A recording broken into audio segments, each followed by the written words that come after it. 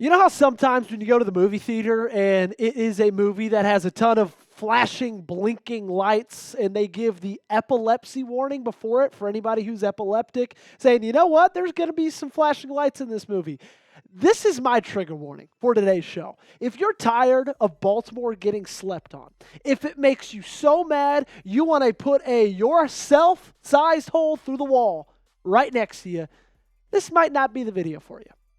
But if you need a little extra juice, just a couple more reasons to be excited about this season and about Lamar Jackson's performance in 2025, this is the video for you. Stick around with me because the Ravens got some shocking news. 2 bits of it, okay? Lamar Jackson's quarterback ranking from ESPN, and then ESPN also released an article giving each team a offseason grade for 2025.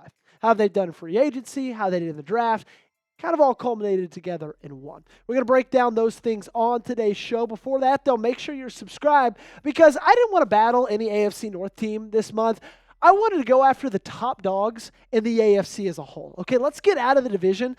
Let's destroy the teams that have had our, number in the playoffs. Let's take down the Chiefs report. Let's take down Bills breakdown. Only 7 subscribers out of first place in this sub battle. We're ahead of Bills, 290 to 282. Let's pass Chiefs. Let's get to 300 subs. Need 10 of you guys to hit that subscribe button. So ESPN released an article where executives, coaches, and scouts across the National Football League voted on top 10 quarterbacks. Now, I don't want to waste your time. I'm not going to give you 10 through 6. If you want to read the article, look it up. You can read it for yourself. Let's go into the top 5 because this is where the shocking news comes from for Baltimore. At number 5, Jaden Daniels. A little bit higher than I'd have him, but hey, I think he's going to be, he had an awesome year as a rookie and went to the AFC Championship. Then number 4, Lamar Jackson. RQB1, the 4th best quarterback in the NFL. Okay, whatever. Who's third? Joe Burrow, number 3. Okay, don't tell me who's 2. That's right. Josh Allen, number 2. 2 spots ahead of Lamar Jackson. And of course, number 1, should not be a surprise to anybody, is Sir Patrick Mahomes.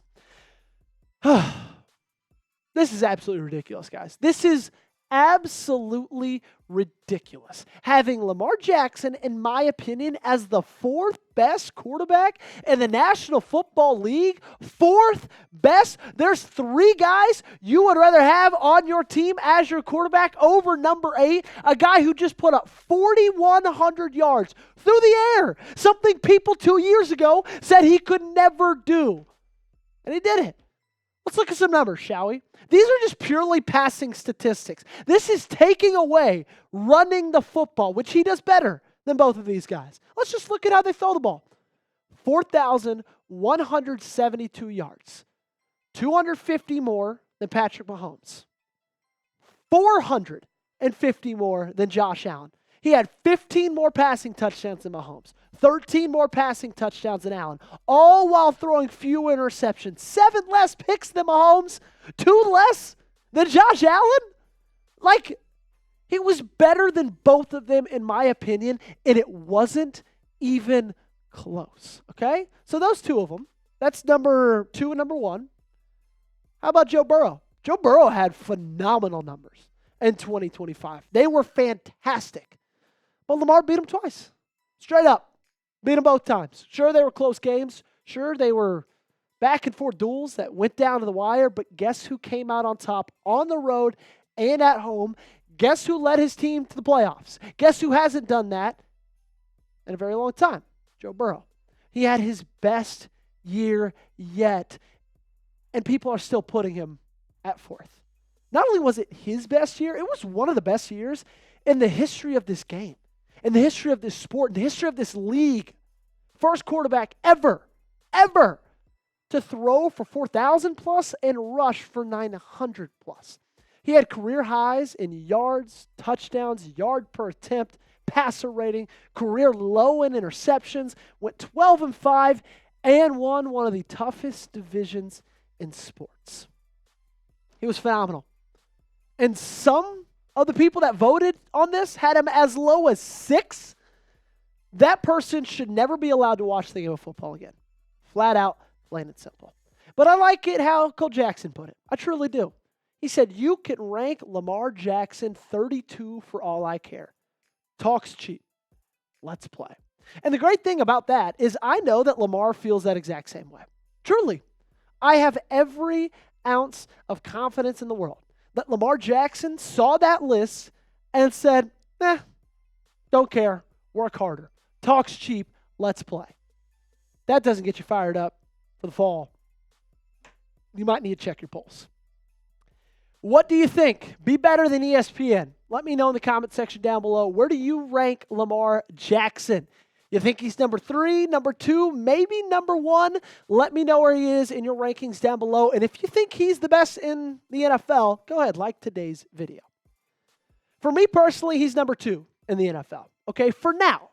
Now, if he goes out and Patrick has another statistically struggling season, and Lamar goes out, has another phenomenal year, ends up competing for a Super Bowl, winning a Super Bowl, I would be comfortable in 2026 putting him at number 1.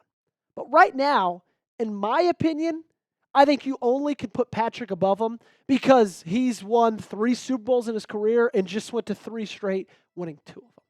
Up next, it's time to keep talking about the 4-letter network, who's putting out ridiculous content at this time of the year because they gave out off-season grades. They looked and went team by team, graded how they did in the offseason, talk about their biggest move, the move that they liked, and the move that they disliked. Now, this is from ESPN. Ravens grade a B+. The biggest move, they said, re-signing Ronnie Stanley. The biggest move I liked, meaning the biggest move they liked, signing Chidobe Awuzie. And the move that ESPN disliked, drafting Mike Green. This is ridiculous for so many reasons, on so many levels, that we're going to spend the next 6 minutes breaking this down, taking it piece by piece. We got to start at the top, though. First reason, a B+ grade? Not at least somewhere in the A's? Not an A-? You're saying if this was a test and the Ravens turned in their offseason, you would at least give them a 90? This, to me, in my opinion, is crazy talk. Because Eric DeCosta looked at this offseason after that the season was over in January. He said, you know what? I'm getting my chef hat out. I'm a cook. And he did. Signed DeAndre Hopkins to a $5 million deal. $5 million only. Drafted the 22nd overall prospect at number 27. Then drafted the 18th overall prospect at number 59. Extended Rashad Bateman, who I believe, and I've said this 100 times already, could be the wide receiver 1 on this team in 2025, and then went ahead and signed Jaire Alexander. Oh, yeah, $4 million. If that's not an A, I don't know what is. Sure, you're signing a little bit older guys, might be a little bit injury prone, but you're not paying them a lot of money. Your draft was phenomenal. You got great value for the second best wide receiver on your team. Your wide receiver 2, at the least. Just doesn't make sense. We're taking it back to school, okay? Act like you're in summer school. Which grade do you give the Ravens this offseason? You give them an A, B, C, D, or F? Let me know in the comment section down below and give me your grade. I'll tell you what I got as an A. This purple t-shirt, okay? And right now, if you go to chatsports.com/purple t-shirt, you can get it for $15 off. That's right, $15. It was $35. Now it is only $20. So if you go to that link, put it in the comments description of today's video to make it nice and easy for you. Chatsports.com/purple t-shirt. You can get this one $15 off. Okay, this is a great deal. You got to get it while you can. Act quickly because it's not going to be here for long. Okay, it's July. It's hot. We don't want to be in long sleeves. We don't want to be in hoodies. We want to be in short sleeve shirts that are comfortable. They look great. They feel great. And they rep the Ravens. Chatsports.com/purple t-shirt.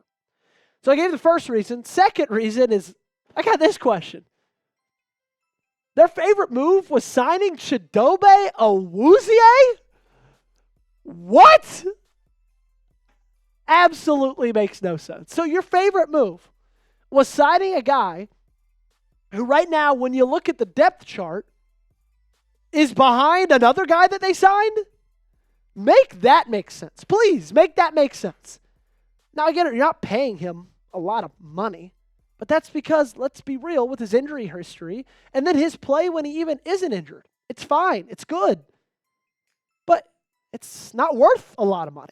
And look, I really, really like the Chidobe Awuzie signing. After this team signed Jaire Alexander, I look back even fonder on the Chidobe Awuzie signing because that's just great depth. But to say that's the favorite move and the best move that they made all season, absolutely insane. Okay? And the third reason is the opposite. The least favorite move was drafting Mike Green. And then they specified in the second round, as if drafting him 30 spots later than what he was originally supposed to be drafted at, like that's the problem. Was that they got him for even better value. This was maybe the best pick in the draft. And I'm not even just talking from a Ravens standpoint. I'm talking from an NFL standpoint. You get a guy who was the best pass rusher, in my opinion, in college football in 2024, and you get him in the second round? Like, come on, guys. In what world is that the move you like the least? 23 tackles for loss, that not good enough? 17 sacks, that not good enough? 59 pressures, is that not good enough? How about 81 tackles? I get it, right? You don't love the history and the allegations that are against him right now. I understand that. But to say it's your least favorite move, I don't get that at all, okay? Because he's going to have the ability to be behind Kyle Van Noy, Odafe Oweh, learn from them like he already has over minicamp and OTAs, and then next week during training camp.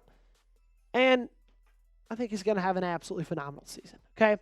This was the offseason for the Baltimore Ravens that I believe shortened the Super Bowl gap between the Ravens and the last two Super Bowl winning teams. It's obvious that there was something different about those teams, the Eagles of last year, the Chiefs of 2 years ago. There's something different between those two teams and the teams that the Ravens went into the offseason having. But now, after adding a great wide receiver 3 for a cheap price, adding in an awesome cornerback for a cheap price, great cornerback depth, drafting a starting day one safety, drafting the best edge rusher in the class, signing your wide receiver 2 to a cheap contract, after doing all those things, man, it's got me feeling like this was the best offseason Baltimore's had in a while. Make sure you guys are subscribed to the channel. Thank you so much for tuning in to today's show.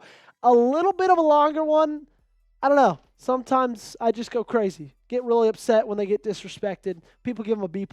People rank Lamar out of the top 3. Absolutely crazy. We're never going to do that on this show. Great reason to subscribe.